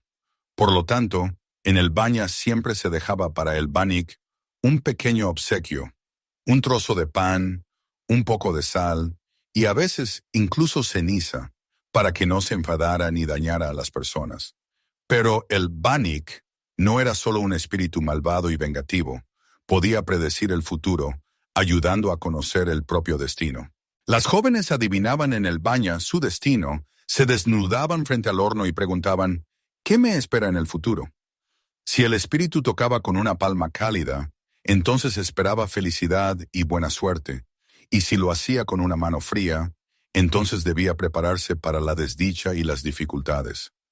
Pero era especialmente peligroso ir al baña durante el Sviatki, un periodo especial de fiestas invernales que duraba desde la Navidad hasta el bautismo, cuando las fronteras entre los mundos se volvían delgadas y permeables. En este tiempo, las fuerzas impuras salían a la luz y las personas se volvían especialmente vulnerables a su influencia. Se decía que el Banik se volvía especialmente malvado e impredecible en estos días. Si alguien se atrevía a bañarse en el baña por la noche, podía ver en el vapor denso no solo sombras, sino su propio destino, conocer su futuro o incluso ver su muerte. Más allá de la casa y el patio gobernaba el Dvoroboy, el espíritu protector del patio y el ganado doméstico. Era menos conocido que el Domovoy, pero desempeñaba un papel no menos importante en garantizar el bienestar de la familia. Vigilaba el ganado, los caballos y el orden en el patio, y si se llevaba bien con él, el ganado estaba sano y era fértil, la cosecha era abundante, y toda la granja era fuerte y próspera. Al Boroboy se le imaginaba como un espíritu fuerte y rechoncho, vagamente parecido a un humano, pero siempre envuelto en una sombra que ocultaba su verdadera apariencia. No le gustaba mostrarse a la gente, prefería permanecer invisible, pero si estaba contento con los dueños, se podía oír cómo por la noche caminaba tranquilamente por el patio, comprobaba la seguridad de las puertas y acariciaba suavemente a los caballos, cuidándolos. Pero si el dueño trataba al ganado con crueldad y negligencia, no limpiaba el patio ni mantenía el orden en la casa, el Boroboy podía enfadarse mucho y empezar a vengarse. Entonces comenzaban las enfermedades inexplicables del ganado, la cojera en caballos y vacas. Se echaba a perder la cosecha y reinaba el caos en la casa. Especialmente al Boroboy no le gustaban los pastores perezosos e irresponsables que no se preocupaban por el rebaño. Podía enredar las riendas, asustar a los caballos, emitir un silbido siniestro o envolver al rebaño en una espesa niebla, desviando al ganado del camino. Para aplacar al Boroboy y recuperar su favor, le dejaban un cuenco de leche fresca o un trozo de pan aromático en un rincón oscuro del granero, expresando así su respeto y reconociendo su culpa. Y si alguien se mudaba a un nuevo lugar para vivir, siempre invitaba al Boroboy a que se fuera con ellos, para que siguiera protegiendo su hogar, trayendo prosperidad y defendiéndolos de las desgracias. Por la noche, cuando el viento golpeaba con fuerza las contraventanas, cuando en los bosques lejanos resonaban los horribles gritos de animales salvajes, cuando las sombras danzaban caprichosamente en las paredes, creando imágenes aterradoras, la gente sabía que no era solo una coincidencia, sino una manifestación de fuerzas oscuras. En los rincones más oscuros del mundo habitaban fuerzas que no se podían nombrar, fuerzas que se alimentaban del miedo y la debilidad humana. No solo existían en los mitos y leyendas antiguas, sino que la gente les temía y sentía su presencia invisible, porque bastaba con tropezar, violar las antiguas prohibiciones, perder la vigilancia y la cautela, y enseguida encontraban el camino hacia el hombre, penetrando en su vida. Los eslavos creían que los demonios eran engendros de la oscuridad, espíritus malignos que tentaban a las personas, las empujaban a cometer malas acciones y les susurraban malos pensamientos. Vivían en rincones oscuros, en trasteros polvorientos, lugares abandonados, pero sobre todo les gustaba esconderse en la cabeza de una persona, en sus dudas, miedos y debilidades, sometiéndola gradualmente a su voluntad. Se decía que los demonios se apoderaban de las personas, empujándolas a la embriaguez, al robo y a la comisión de otras acciones nefastas. Si una persona empezaba a comportarse de forma extraña e inadecuada, a enloquecer, a reír sin motivo o a enfadarse repentinamente, eso significaba que un demonio ya estaba sentado sobre sus hombros y le susurraba al oído toda clase de porquerías, incitándole a hacer el mal. Especialmente temían a los demonios negros, seres malignos que causaban diversas desgracias, arruinaban las cosechas y echaban maldiciones sobre las personas y el ganado. Podían ser invocados por brujos malvados para realizar sus actos de magia negra, pero incluso en este caso, los propios demonios no se sometían a nadie, se distinguían por su obstinación y perfidia. Si se les enfadaba, podían incluso arruinar a su propio amo, volviendo su malicia contra él. Se decía que la mejor manera de deshacerse de un demonio era la risa. Si una persona no sucumbía al miedo, sino que se reía en la cara de las fuerzas del mal, los demonios perdían inmediatamente su poder sobre ella y retrocedían. Pero lo más importante es no escuchar sus susurros halagadores, no permitirles entrar en la propia mente y no sucumbir a sus tentaciones. Si los demonios eran seres del caos y la destrucción, los vampiros son aquellos que alguna vez fueron humanos, pero no pudieron abandonar este mundo después de la muerte. Los eslavos creían que no toda muerte es el fin de la existencia terrenal. Aquel que había sido maldecido, que murió con graves pecados en su alma, que se suicidó o que no recibió el rito funerario adecuado, podía no irse al mundo de los muertos, sino permanecer entre mundos. Tales almas se volvían inquietas y se transformaban en malvados vampiros, atormentados por la sed de sangre. No yacían en las tumbas tranquilamente, sino que se levantaban de la tierra por la noche y vagaban en busca de sangre viva para saciar su hambre eterna. No se parecían a los vampiros occidentales, que poseían una apariencia aristocrática y modales refinados. En la cultura eslava, un vampiro podía parecer una persona común durante el día, sin diferenciarse en nada de los demás, pero por la noche se transformaba en una criatura espantosa con ojos ardientes, piel pálida y largas garras afiladas. Especialmente se temía a los vampiros en los Sviatki, cuando la frontera entre el mundo de los muertos y el mundo de los vivos se volvía particularmente delgada. Se les podía encontrar en los cruces de caminos, en las puertas de los cementerios, en lugares remotos y abandonados, donde nadie vive y donde rara vez se asoma la gente. Para evitar que un vampiro regresara de la tumba y continuara con sus fechorías, se le enterraba boca abajo, se le ataban las manos y los pies, se le clavaba una estaca de álamo temblón directamente en el pecho, y a veces incluso se le cortaba la cabeza y se la colocaba entre las piernas, para que no pudiera encontrar el camino de regreso al mundo de los vivos. Si un vampiro ya vagaba por la tierra, sembrando miedo y terror, debía ser encontrado y quemado hasta las cenizas lo antes posible, para que no causara más daño a los vivos. Pero lo más terrible era el encuentro con un ser querido que ya había muerto y abandonado este mundo. Si un difunto de repente venía a la casa, llamaba a la ventana y llamaba por su nombre, bajo ninguna circunstancia se debía responder. De lo contrario, podría arrastrar a la persona viva consigo al mundo de los muertos. Si los demonios se distinguían por su caos e imprevisibilidad, y los vampiros inspiraban terror con solo su apariencia, los diablos eran tentadores astutos y taimados. No atacaban abiertamente, no asustaban con su apariencia, sino que actuaban con más sutileza, ofreciendo a la gente tratos ventajosos. Un diablo podía presentarse ante una persona en forma de un extraño común y corriente, que no destacaba entre la multitud, pero con una extraña e inquietante diferencia. Tenía pezuñas en lugar de pies, su sombra se proyectaba en la dirección opuesta, o sus ojos brillaban de forma antinatural con un fuego diabólico. Se decía que los diablos ofrecían a la gente tratos ventajosos: dinero, fama, poder, la satisfacción de deseos preciados, pero siempre a cambio de algo mucho mayor y valioso como el alma. Podían conceder a una persona suerte, riqueza y éxito, pero tarde o temprano venían a cobrar, exigiendo que se devolviera la deuda. Aquel que una vez se involucraba en un juego con el diablo, ya no podía deshacerse de él, caía en una dependencia eterna y pagaba un precio demasiado alto por sus deseos.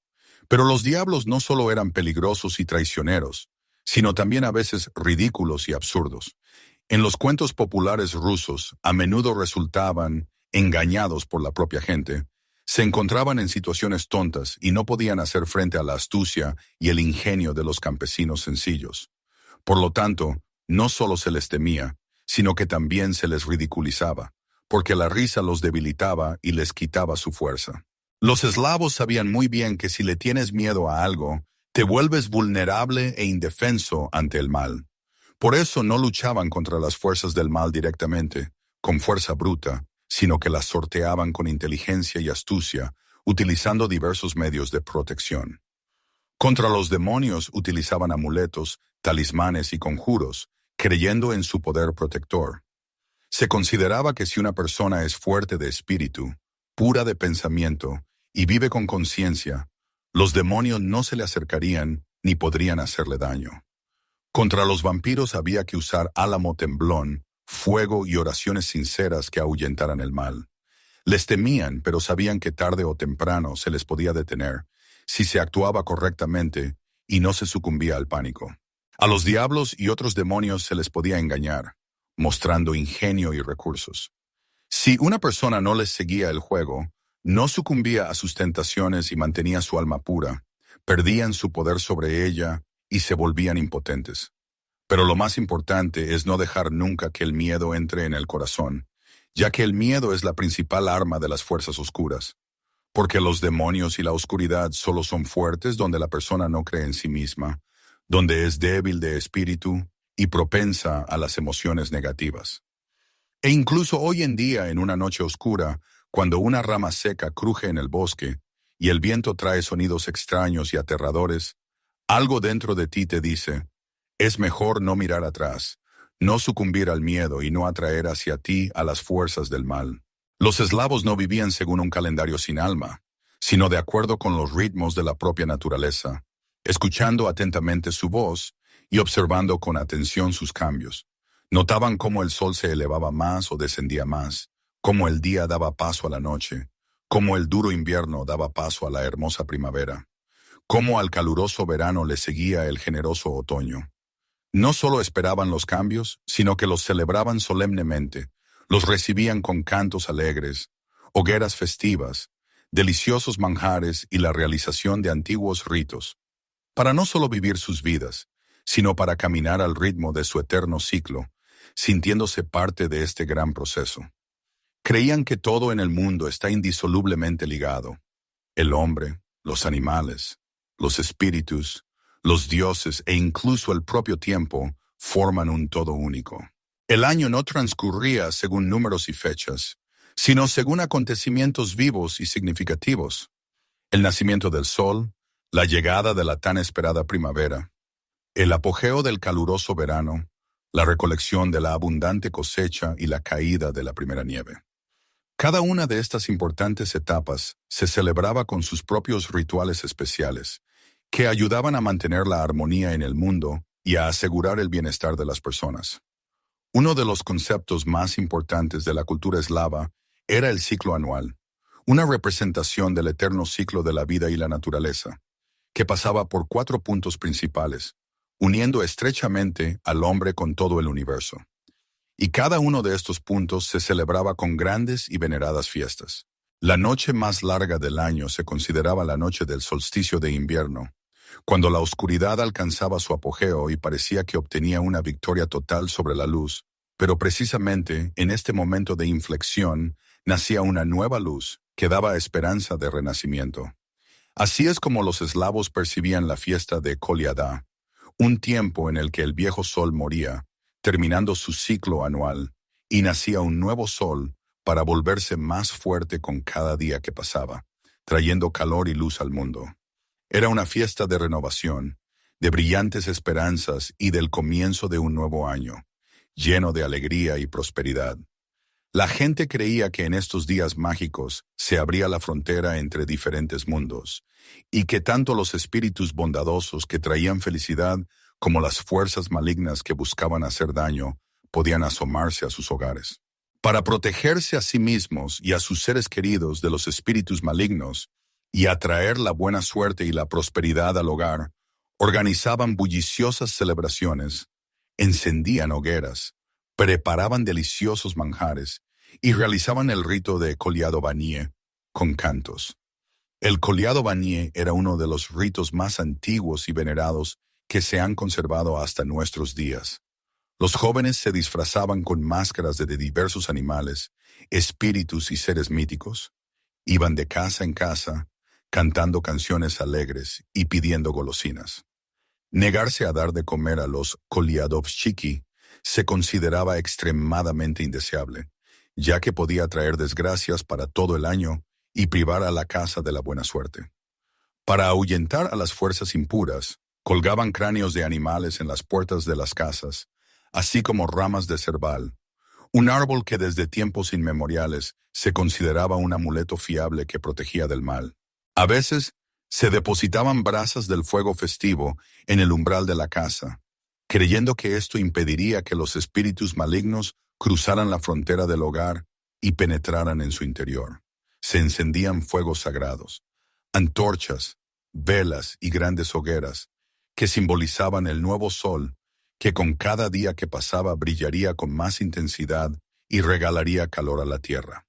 En algunos lugares quemaban una rueda de madera, un antiguo símbolo del sol que rueda por la bóveda celeste, iluminando el mundo con su luz. En esta noche mágica se practicaban adivinaciones, tratando de predecir el futuro, se formulaban deseos más íntimos y se creía que sin falta se harían realidad.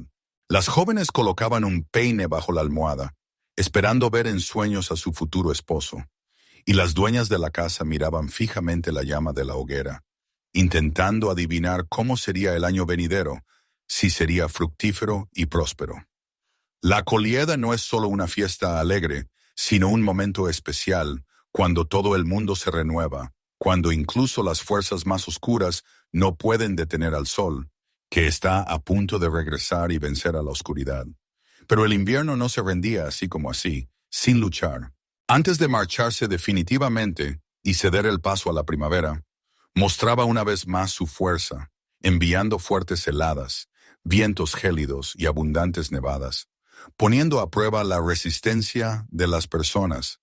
Pero la gente sabía que la primavera ya estaba cerca, y solo quedaba despertarla de su sueño invernal, llamarla a la tierra, darle la oportunidad de manifestar su poder.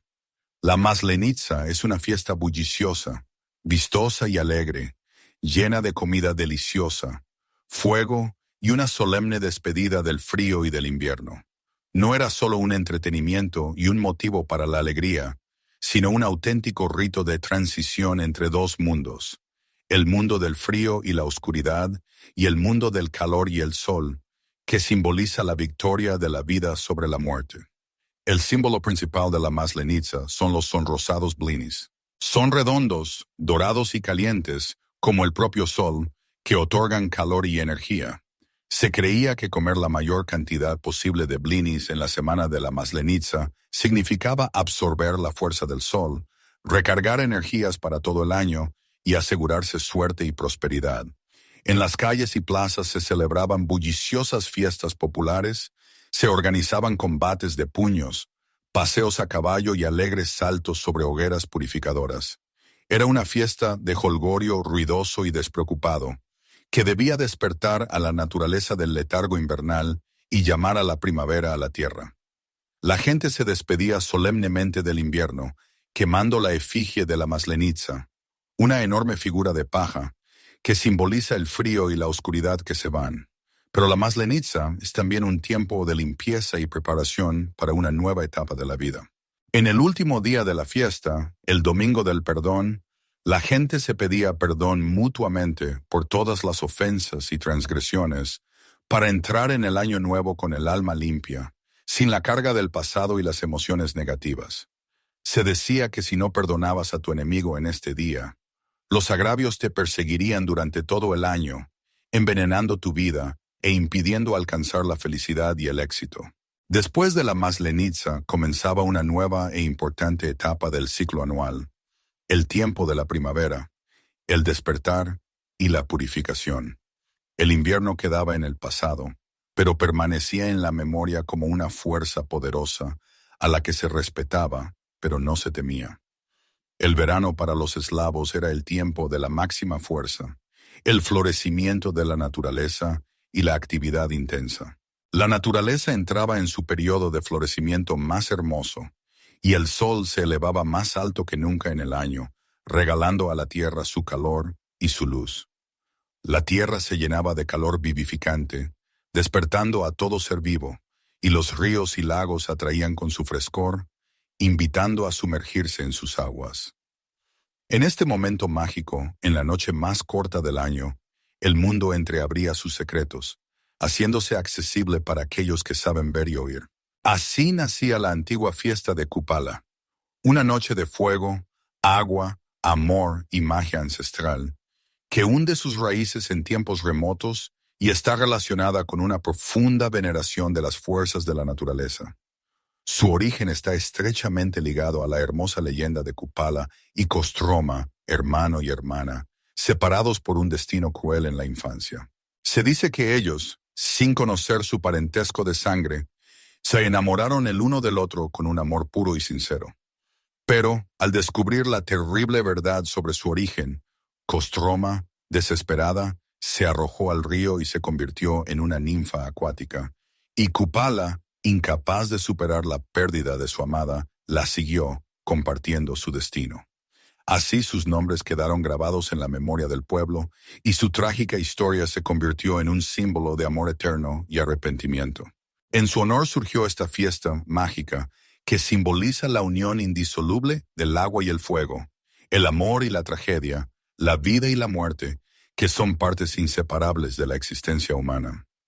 Este día estaba estrechamente relacionado con las fuerzas naturales y se consideraba el momento en que el sol alcanza su cenit y el mundo se llena de una magia y un encanto especiales. La gente creía que en la noche de Kupala se podía conocer el destino futuro, purificarse de las desgracias y la mala suerte, atraer a la propia vida la felicidad y la fortuna, e incluso ver lo que normalmente está oculto a los ojos humanos. En esta noche se encendían grandes hogueras, sobre las que se saltaba con valentía, creyendo que la llama purificadora quemaba todas las enfermedades y los fracasos, liberando a la persona de la energía negativa. Si los jóvenes saltaban sobre la hoguera, tomados de la mano, y sus dedos no se separaban durante el salto, se creía que estarían juntos para siempre, que su amor sería fuerte e inquebrantable. El agua en esta noche también adquiría un poder especial, volviéndose curativa y milagrosa. Con ella se lavaban para conservar su belleza y salud durante muchos años, y las jóvenes lanzaban al río coronas de flores con velas encendidas, observando atentamente hacia dónde las arrastraba la corriente. Si la corona flotaba lejos y de forma recta, esto presagiaba un destino feliz, un matrimonio cercano y prosperidad en la vida familiar. Si la corona daba vueltas en el mismo lugar, había que esperar diversas pruebas y dificultades en el camino de la vida, y si se hundía, se consideraba un mal presagio que anunciaba una desgracia. Pero el ritual más enigmático y misterioso, relacionado con la fiesta de Kupala, era la búsqueda de la flor del helecho. Según la antigua leyenda, una vez al año, en la noche más corta, el helecho florece con una hermosa flor de fuego que irradia una luz brillante. Aquel que encuentre esta flor mágica adquirirá grandes conocimientos. Podrá entender el lenguaje de los animales e incluso ver el futuro, volviéndose sabio y perspicaz. Pero se decía que la flor del helecho está custodiada por poderosas fuerzas impuras, y solo un elegido, puro de corazón y valiente de espíritu, está destinado a encontrarla y regresar sano y salvo, evitando las maquinaciones de la inmundicia. Kupala no era solo una fiesta alegre, sino un momento especial, cuando la naturaleza revelaba sus secretos más íntimos, y el ser humano podía sentirse parte de un mundo grandioso y armonioso, lleno de magia, amor y el poderoso poder de los elementos. Para los eslavos, la muerte no significaba el fin total y definitivo. La persona podía abandonar el mundo manifiesto, pero permanecía para siempre como parte de su familia, de su linaje y de todo el mundo en general, continuando influyendo en la vida de sus descendientes. Por eso existía un día especial, el Día de los Abuelos, una fiesta en la que los vivos recordaban, agradecían y honraban a los que habían partido al otro mundo. Este día era un momento especial para mantener la conexión con los antepasados, fortalecer los lazos familiares y venerar las tradiciones. La gente creía que las almas de los parientes fallecidos podían venir a sus casas, observar cómo vivían sus descendientes, bendecirlos para buenas obras o advertirles sobre una calamidad inminente, ayudándoles a evitar el peligro. En este día se organizaba una comida conmemorativa a la que se invitaba a todos los familiares y personas cercanas. Se preparaba kutia, blinis y kisel, se colocaba un plato aparte para los antepasados difuntos y se dejaban trozos de comida en la ventana, en el umbral y en el jardín, para que pudieran venir y compartir la comida con los vivos. Pero este no era solo un día de memoria y duelo, sino sobre todo un día de conexión espiritual entre generaciones. La gente creía que en este día se podía escuchar la voz de los antepasados, dirigirse a ellos con preguntas sobre su destino, pedirles protección y amparo para todo el linaje. Para no ofender a los parientes fallecidos, no se podía hacer mucho ruido, pelear, maldecir ni decir palabrotas en este día, ya que los antepasados podían ofenderse por tal comportamiento irrespetuoso y dar la espalda a sus descendientes. Hablar mal de las personas fallecidas también se consideraba peligroso, ya que esto podía atraer la mala suerte y la desgracia a la casa. Los restos de comida que se dejaban para los antepasados nunca se tiraban. Se dejaban toda la noche y por la mañana se llevaban a la calle y se entregaban a la tierra, creyendo que ella los aceptaría con gratitud. El fuego en forma de vela, hoguera o astilla era el principal símbolo de este día, recordando la conexión entre los mundos. Iluminaba el camino a aquellas almas que venían de Nab para ver a sus descendientes, saber cómo vivían y qué hacían. En algunos lugares, se esparcía una fina capa de ceniza o harina en el umbral de la casa, y por la mañana se observaba atentamente si aparecían huellas. Si había huellas, significaba que alguien de los parientes fallecidos había venido realmente a la casa para visitar a sus seres queridos. Para los eslavos, los antepasados no eran solo parientes fallecidos, sino verdaderos defensores, guardianes del hogar familiar y parte integrante de la familia. No les temían, los veneraban, respetaban y siempre los recordaban, transmitiendo su memoria de generación en generación. Porque si olvidas a tus antepasados, puedes perder la conexión con tu linaje, quedarte sin protección ni apoyo, y también perder tu lugar en este mundo, quedándote sin raíces. El destino para un eslavo no era una casualidad ciega, que no se presta a ningún control. Era un hilo especial que unía a la persona con el pasado, el presente y el futuro, que se podía ver, sentir y en algunos casos incluso cambiar para mejor. Las adivinaciones de diversos tipos eran una parte integral de la vida cotidiana de los eslavos. Con su ayuda, intentaban encontrar respuestas a las preguntas que les preocupaban, ver las señales del destino y recibir advertencias sobre un peligro inminente. Observaban atentamente las extrañas sombras en el fuego, tratando de descifrar su significado oculto, buscaban signos especiales en el vuelo de los pájaros y escuchaban cómo resonaba el eco en el bosque, creyendo que la naturaleza siempre da pistas a aquellos que saben verlas y oírlas. Los conjuros se pronunciaban en susurros al viento, al agua y al pan, para atraer a la propia vida la suerte y la prosperidad, protegerse de las desgracias y las calamidades, curarse de las enfermedades y alcanzar la armonía espiritual. Los eslavos sabían bien que el destino no es solo algo predeterminado desde arriba e inmutable, sino algo que se puede escuchar y entender, si se sabe escuchar la voz de la naturaleza y la propia intuición. La fe pagana de los eslavos se encontraba en un constante estado de cambio y evolución, absorbiendo nuevas imágenes, ideas y concepciones aportadas por diversas culturas. No existía como un estricto código de leyes o dogmas escritos, como las religiones modernas, sino que vivía y se transmitía de boca en forma de leyendas populares, coloridos ritos y tradiciones cotidianas. Para los antiguos eslavos, el mundo estaba animado, lleno de diversos espíritus, deidades y fuerzas misteriosas que debían ser respetadas, apaciguadas y con las que se debía saber interactuar.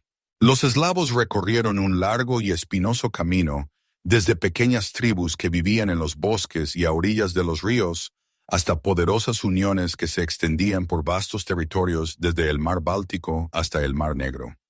Su fe evolucionó con ellos, adaptándose a las nuevas condiciones de vida, las influencias culturales y los desafíos de la época.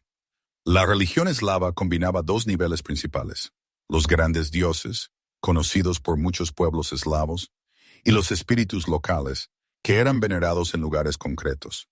Los dioses del panteón principal, como el trueno Perún, el protector del ganado Veles o el solar Dashbog, se encontraban entre diferentes pueblos eslavos, pero en diferentes regiones se les asignaba un papel y un grado de veneración diferentes. Sin embargo, en algunas tierras se adoraba más al poderoso dios del trueno y la guerra, en otras a la generosa deidad solar, y en algunos lugares se veneraba especialmente a la diosa del destino y la fertilidad, que garantizaba el bienestar del pueblo. Junto con los grandes dioses, existían numerosos espíritus de los bosques, los ríos y los hogares, que protegían la naturaleza y las viviendas de las personas. En cada lugar podía haber protectores especiales, propios, conocidos solo por los habitantes de una aldea o pueblo concretos. No formaban parte del panteón principal de los grandes dioses, pero seguían siendo una parte importante de la vida cotidiana de las personas, influyendo directamente en ella. Así, el paganismo de los eslavos combinaba tanto una creencia común que unía a todos los pueblos eslavos, como una multitud de costumbres y tradiciones locales, lo que lo hacía extremadamente flexible, vivo y adaptado a las condiciones concretas. Los eslavos no vivían aislados de otros pueblos. Estaban en constante contacto con tribus y estados vecinos, de los que adoptaban diversos elementos culturales, incluidas las ideas religiosas. Unos de los primeros en influir en la cultura y la religión eslava fueron las tribus nómadas de los escitas, que vivían en las estepas de la región del Mar Negro. Veneraban a los dioses de la guerra, el sol y el más allá, y estas imágenes bien podrían haberse reflejado en el panteón eslavo, enriqueciéndolo con nuevos colores. Es posible que fueran los escitas nómadas quienes transmitieran a los eslavos la majestuosa imagen del trueno Perún, que se convirtió en el patrón de los guerreros y el defensor de la justicia. Las tribus germánicas, que también influyeron en la cultura eslava, podrían haber influido en la formación de las ideas religiosas. Algunos investigadores modernos establecen paralelismos entre el Perún eslavo y el Thor escandinavo, así como entre el Veles eslavo y el Odín escandinavo, que eran dioses de la sabiduría y la magia. Estas similitudes no implican la apropiación directa de unas imágenes por otras, pero muestran claramente la influencia de las raíces indoeuropeas comunes y los contactos culturales entre diferentes pueblos. Los griegos, con quienes los eslavos vivían en vecindad en los territorios del sur, también pudieron influir en las ideas sobre las deidades solares, enriqueciendo la mitología eslava con nuevas imágenes. El culto a Dashbog, dios de la luz y la fertilidad, tiene rasgos similares al Helios de la antigua Grecia, que gobernaba el sol. Sin embargo, los eslavos no se limitaron a adoptar ciegamente las creencias ajenas, sino que las reelaboraron creativamente, integrándolas en su propia cosmovisión y vinculándolas estrechamente con las fuerzas de la naturaleza y las antiguas tradiciones. La adopción del cristianismo se convirtió en uno de los hitos más significativos y trascendentales en la historia de la Rus, que cambió radicalmente su desarrollo posterior, pero no destruyó el paganismo de la noche a la mañana. La fe eslava, que se había formado durante muchos siglos e impregnaba todas las esferas de la vida del pueblo, estaba demasiado profundamente entrelazada en su conciencia y cultura como para ser erradicada en poco tiempo.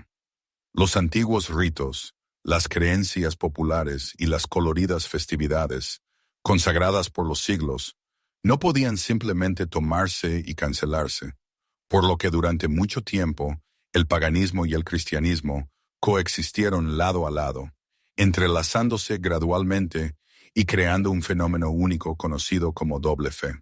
El camino hacia el bautismo de la Rus fue largo y difícil, determinado principalmente por razones políticas y económicas. Antes del bautismo, la Rus seguía siendo un estado pagano, donde se adoraba a multitud de dioses diferentes, cada uno de los cuales era responsable de una esfera específica de la vida. Sin embargo, a finales del siglo X, la Rus ya estaba en contacto activo con el mundo cristiano, representado por Bizancio, Polonia y Bulgaria, adoptando su experiencia cultural. Estos países tenían un sistema religioso claramente estructurado, que unía a todos los pueblos bajo una misma fe, y la Rus, al seguir siendo pagana, parecía a los ojos de los estados cristianos una potencia bárbara y atrasada, desprovista de base espiritual. El príncipe Vladimir, que gobernaba sabiamente en Kiev, comprendía perfectamente que para consolidar su poder y ampliar su influencia, necesitaba unir las dispersas tierras eslavas y crear un estado único. El paganismo, con su diversidad de dioses y tradiciones, era demasiado heterogéneo, lo que no permitía unir a los pueblos, ya que en cada región se podían venerar dioses diferentes y observar costumbres diferentes. Una fe única para todas las tribus eslavas ayudaría a unir al pueblo bajo una misma ideología, crear un estado poderoso y fortalecer el poder del príncipe. Pero la elección de una nueva religión no era solo un asunto interno, sino que estaba determinada en gran medida por factores de política exterior. Vladimir llevaba a cabo una política exterior activa, concluyendo alianzas con diferentes países y ampliando las fronteras de su estado, y para ello necesitaba aliados fiables. Según una antigua crónica, consideró varias opciones de reforma religiosa: la adopción del Islam, el judaísmo, el cristianismo occidental y la ortodoxia bizantina. El Islam fue rechazado por la prohibición de consumir vino, lo que, según el príncipe Vladimir, era completamente inaceptable para los rusos, a quienes les encantaban las alegres fiestas. El judaísmo no atrajo al príncipe porque no tenía un centro político fuerte y no podía ofrecer una alianza beneficiosa. El cristianismo occidental le pareció a Vladimir demasiado ajeno y no correspondía a la mentalidad eslava. Y Bizancio, la potencia más rica y poderosa de la época, ofrecía no solo una nueva religión, sino también una beneficiosa alianza política que podía fortalecer sustancialmente la Rus. Al final, Vladimir eligió la ortodoxia, y esta importante elección se vio reforzada por un matrimonio dinástico. Se casó con la princesa bizantina Ana, lo que aumentó significativamente el estatus de la Rus en Europa, fortaleció sus lazos políticos y económicos con Bizancio, y abrió las puertas a una activa interacción cultural. Después de esto, comenzó el bautismo de la Rus, que marcó una nueva era en la historia del país. En Kiev se organizó un bautismo masivo de personas en las aguas del Dnieper, y luego este proceso se extendió por todo el país, abarcando cada vez más regiones. Pero a pesar de la adopción oficial del cristianismo y la erradicación forzosa de las creencias paganas, el paganismo no desapareció sin dejar rastro, sino que continuó viviendo secretamente en el pueblo, entrelazándose con la nueva religión. El cristianismo no podía desplazar instantáneamente al paganismo, que durante siglos había sido una parte integral de la vida de los eslavos, determinando su cosmovisión, tradiciones y cultura. La gente no podía simplemente renunciar a los dioses que sus antepasados habían venerado durante muchas generaciones, por lo que en la Rus surgió un fenómeno único de doble fe que representa una combinación de ritos, tradiciones y creencias cristianas y paganas, entrelazadas en un patrón complejo y extravagante. Las primeras décadas después del bautismo forzoso de la Rus estuvieron acompañadas de medidas duras y crueles dirigidas contra la antigua fe pagana. Se destruyeron los templos paganos, se profanaron y destruyeron los ídolos, y los sacerdotes, magos y todos los partidarios del paganismo fueron objeto de persecución, humillación y torturas crueles. Muchos bosques sagrados y santuarios fueron quemados hasta los cimientos, y en su lugar se construyeron iglesias cristianas, que simbolizaban la victoria de la nueva fe sobre la antigua. Sin embargo, a pesar de la feroz resistencia de los paganos y las estrictas medidas, el cristianismo se extendió gradualmente por las tierras rusas, penetrando en la conciencia de la gente. En las aldeas y pueblos remotos, lejos de las grandes ciudades y los centros religiosos, las tradiciones paganas se conservaron especialmente durante mucho tiempo, transmitiéndose de generación en generación e influyendo en la vida de las personas. La gente no renunció a sus antiguos ritos, transmitidos de boca en boca, sino que simplemente los adaptó a la nueva fe, combinando las oraciones cristianas con los conjuros paganos. La Iglesia Ortodoxa rusa, consciente de la imposibilidad de erradicar por completo las antiguas tradiciones y creencias populares, optó por adaptar los ritos paganos a las fiestas cristianas, tratando de darles un nuevo significado religioso. Muchas celebraciones paganas recibieron una nueva interpretación cristiana, vinculándose con pasajes bíblicos y la veneración de los santos. Además, incluso después del bautismo oficial de la Rus, la gente seguía recurriendo en busca de ayuda no solo a los santos, sino también a varios adivinos, curanderos y hechiceros, que poseían conocimientos secretos y eran capaces de curar enfermedades y proteger del mal. Los conjuros, los ritos mágicos y la magia popular se conservaron en las aldeas remotas, a pesar de que la Iglesia condenaba oficialmente tales prácticas y perseguía a quienes las practicaban. Con el tiempo, la cristianización se volvió más suave y flexible, tratando de tener en cuenta las peculiaridades de la conciencia y la cultura popular. En lugar de la erradicación forzosa de las antiguas creencias, los sacerdotes comenzaron a predicar entre la gente común, reemplazando gradualmente las antiguas ideas paganas con nuevas imágenes e ideales cristianos. Los espíritus paganos, a los que veneraban los eslavos, fueron percibidos gradualmente como una fuerza impura, subordinada al diablo, y que intentaba por todos los medios dañar a la gente. Cuando el cristianismo llegó finalmente a la Rus, los antiguos dioses paganos no desaparecieron sin dejar rastro de la memoria popular, sino que siguieron vivos en cuentos, ritos y creencias populares, influyendo en la cultura y la cosmovisión de las personas. Pero gradualmente sus imágenes comenzaron a cambiar, adquiriendo nuevos rasgos y funciones. La nueva fe no se limitó a rechazar a los antiguos dioses como algo ajeno y hostil, sino que les dotó de nuevas características, integrándolos en la cosmovisión cristiana y otorgándoles un nuevo papel. Perún, el temible soberano del trueno y la guerra, no fue olvidado por completo por el pueblo ruso, sino que se transformó en la figura cristiana del profeta Elías, quien, según la leyenda, viaja por el cielo en un carro de fuego y controla los rayos, de manera similar al antiguo dios del trueno. El pueblo no solo aceptó a Elías como un santo cristiano, sino que también conservó en su imagen los rasgos del poderoso Perún, continuando venerando su fuerza y poder. Un destino muy diferente le esperaba a Veles, el dios del ganado, la riqueza y la sabiduría, que también era considerado el señor del inframundo y el protector de la magia.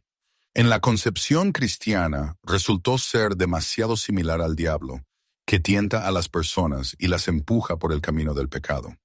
Su conexión con la magia, el conocimiento secreto y el instinto animal lo convirtieron en una figura hostil a los ojos de la Iglesia, que luchaba contra las creencias paganas. Así, Veles, venerado por los eslavos como un dios sabio y justo, se transformó en un demonio cornudo que tienta a las personas, intenta desviarlas del camino verdadero y atraerlas a sus redes. Otros dioses paganos simplemente desaparecieron gradualmente de la memoria popular, disolviéndose en cuentos y leyendas, sin dejar rastro notable. Stribog, el señor de los vientos, cedió su lugar a santos cristianos sin rostro, y Dashbog, la deidad solar, se fusionó gradualmente con la imagen de Dios Padre, pero su nombre se conservó en proverbios populares y antiguas creencias, recordando la antigua fe. De esta manera, la fe cristiana, para fortalecerse en la tierra rusa y conquistar los corazones de las personas, no solo renunció a los dioses paganos, declarándolos falsos e inútiles, sino que también reinterpretó creativamente sus imágenes, transformándolos en nuevos personajes de la cosmovisión religiosa cristiana y dándoles otras funciones. Aunque la Iglesia Ortodoxa se esforzó persistentemente por reemplazar por completo la antigua fe pagana, el pueblo no podía simplemente renunciar a las fiestas habituales, los rituales consagrados durante siglos y las ceremonias establecidas, que constituían la base de su vida. Por lo tanto, las antiguas tradiciones paganas no desaparecieron sin dejar rastro, sino que se transformaron, cambiaron su forma y se adaptaron a las nuevas condiciones, pero continuaron existiendo en una forma renovada, transmitiéndose de generación en generación. Uno de los ejemplos más llamativos de esta transformación fue la conversión de la noche de Kupala, llena de magia y misterios, en la venerada festividad de Iván Kupala, dedicada a Juan el Bautista. En tiempos precristianos, esta noche mágica se consideraba un tiempo de magia especial, cuando las fuerzas de la naturaleza alcanzaban su apogeo. El agua y el fuego adquirían un poder purificador, los espíritus podían revelar secretos ocultos a las personas y las jóvenes adivinaban sobre su futuro esposo, con la esperanza de conocer el nombre de su futuro marido. La Iglesia Ortodoxa, consciente de su incapacidad para erradicar por completo los antiguos ritos paganos, decidió vincularlos con el día del nacimiento de Juan el Bautista, quien, según la leyenda, bautizó a las personas en las aguas del río Jordán, limpiándolas de sus pecados. Así, la antigua fiesta adquirió un nuevo nombre y un significado cristiano, pero su esencia siguió siendo la misma: La gente todavía saltaba sobre las hogueras purificadoras, lanzaba al agua coronas con velas encendidas y se iba en busca de la mágica flor de helecho, que prometía riqueza y sabiduría. La fiesta de la Trinidad también incorporó muchos elementos de antiguos rituales paganos relacionados con la veneración de la naturaleza. En este día, las jóvenes tejían hermosas coronas de flores silvestres y decoraban con ellas las casas y los árboles, y los pisos de las viviendas se cubrían con hierba fresca y fragante para apaciguar a los espíritus benignos y atraer la prosperidad al hogar. La Iglesia lo explicó a su manera. Las ramas verdes simbolizaban el descenso del Espíritu Santo a la tierra, y las coronas se convirtieron en un signo de pureza, gracia y conexión con el mundo divino. Así, el antiguo culto pagano a la naturaleza se convirtió en una parte integral de la tradición cristiana, entrelazándose orgánicamente con ella. El Salvador de la Manzana, que se celebra en agosto, también tiene profundas raíces paganas que se remontan a un pasado lejano. En la antigüedad, la gente ofrecía los primeros frutos maduros en sacrificio a los dioses, expresándoles su gratitud por la generosa cosecha y rogando por la futura fertilidad de la tierra. El cristianismo reemplazó este antiguo rito con la bendición de las manzanas en la iglesia, pero el ritual en sí siguió siendo el mismo. La gente seguía percibiendo este día como un momento de especial gratitud a la naturaleza por sus dones y esperaba su generosidad en el futuro. La cristianización de Rusia no destruyó el paganismo como tal, sino que simplemente cambió su apariencia, adaptándolo al nuevo sistema religioso. Las antiguas creencias continuaron viviendo en la cultura popular, entrelazándose estrechamente con la nueva religión y creando una combinación única de dogmas cristianos y antiguas tradiciones paganas. Incluso después de muchos siglos, en los ritos populares, las antiguas creencias y las coloridas fiestas se pueden ver ecos de aquellos tiempos lejanos, cuando los eslavos adoraban a sus dioses paganos y sentían su fuerza invisible en todo lo que los rodeaba.